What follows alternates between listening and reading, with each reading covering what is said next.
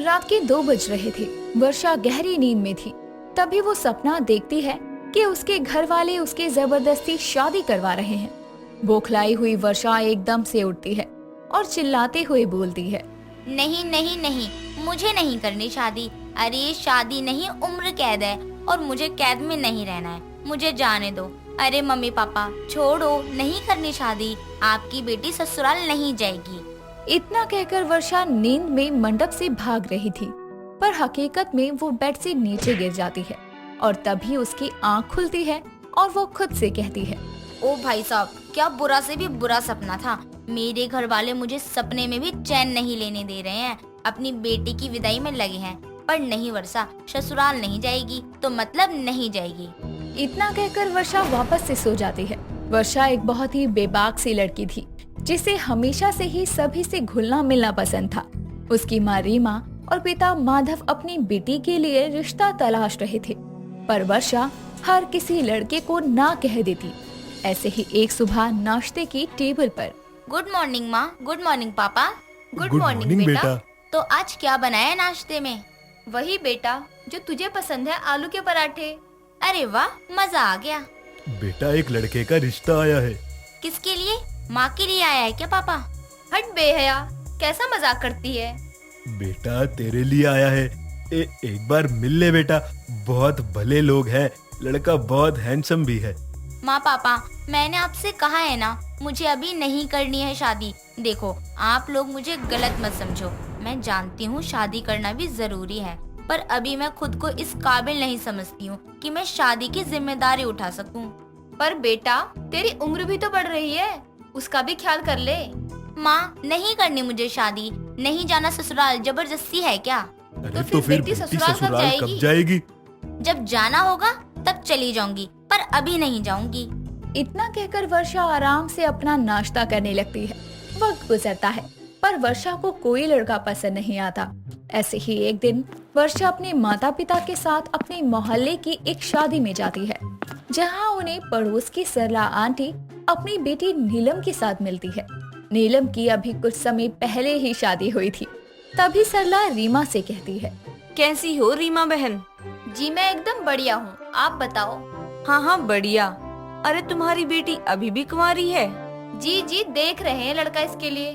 हाँ हाँ, कर दो हाथ पीले इसके। वैसे भी लड़की ज्यादा उम्र में बिहाई जाए तो कुछ अच्छा नहीं है। समय रहते ही शादी हो जानी चाहिए। मेरी नीलम को ही देख लो, कितनी खुश है। जी जी, दिख रहा है, हम भी देख रहे हैं। बस बिटिया को पसंद आ जाए तो ठीक है। अरे सब अच्छे से जानते हैं कि तुम्हारे लड़की को कोई लड़का पसंद ही नहीं आता।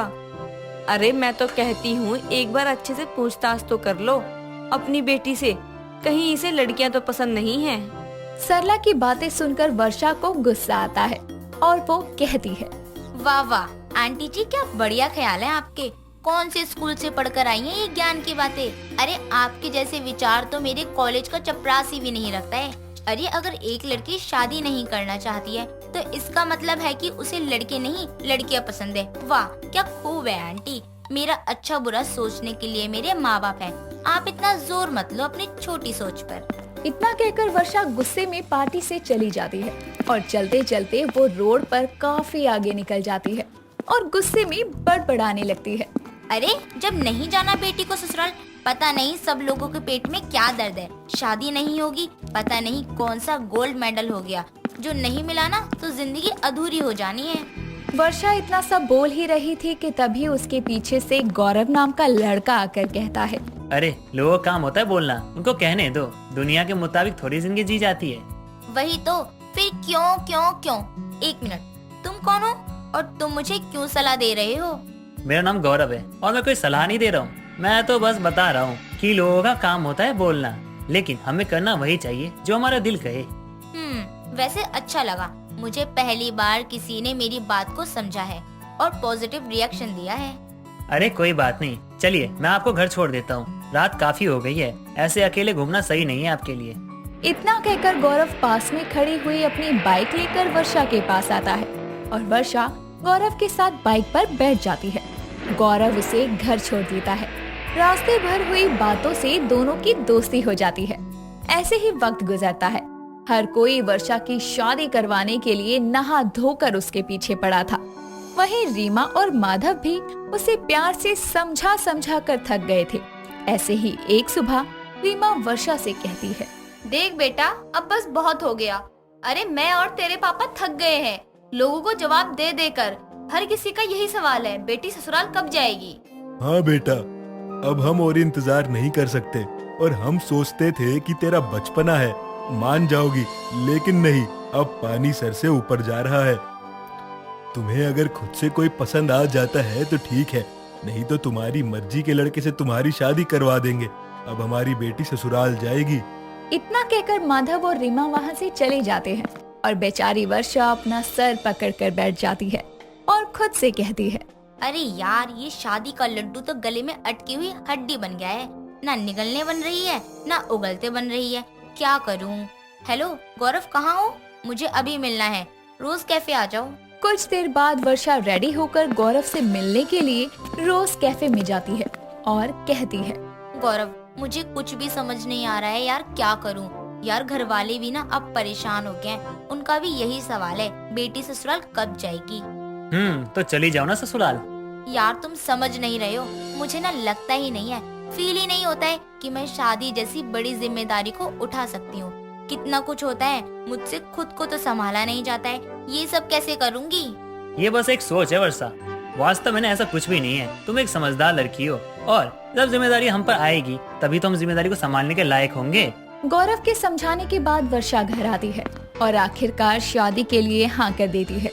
ये बात सुनकर रीमा और माधव भी खुश थे और अगले दिन ही माधव और रीमा की पसंद का लड़का, जो कि कोई और नहीं बल्कि गौरव था, वर्षा को देखने उसके घर आकर कहता है, हैरान हो गई मुझे देखकर। अरे ये सब मेरा और अंकल जी का प्लान था। मैं भी उन्हीं में से एक हूँ जिनको तुमने रिजेक्ट किया था। वर्षा, शादी की जिम्मेदारी बस अकेले पत्नी की नहीं होती, पति का भी उसमें साझेदारी का हक होता है, इसलिए तुम घबराओ मत।